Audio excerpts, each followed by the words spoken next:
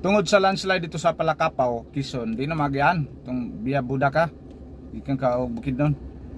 Unya posible daghan kay mo agi diri sa biya Talaingod, gikan sa Davao City, biya Talaingod, San Fernando, diretso dayon sa Valencia og mato ka og diretso Malaybalay, Cagayan de Oro.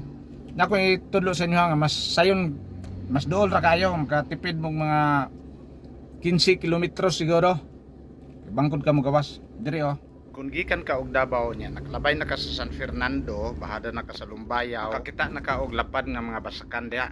Usa sa ilhanan ani nga nanay dagko kay mga poste, mga wire. Bag-o ni siya nga mga poste sa kurente. Sa walang bahin sa karsada, left side, dili na ka makaabot sa Bintar, Kahaponan ug Bagong Taas. Kay gikan ani nga highway, pasulod din ka sa barangay San Isidro. Tabok din ka sa Pulangi, agi sa duha ka tulay, nga guba ang isa.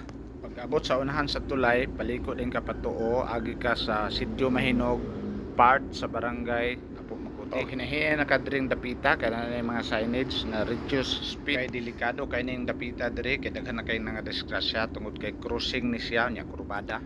Usa siguro hagyod nga makahinahinay na ka diring dapita kay delikado. Ug mao na ni diring dapita kun mo street ka, sentro ka sa Valencia padulong. Pero kung muliko ka patuo, agi ka sa barangay San Isidro, gawas din ka ni sa Bangkod, Malaybalay City, mas duol ni siya agyan. Ug hinaot nakatabang ni sa mga biyahedor nga wala pa kayo na siwito diring dapita.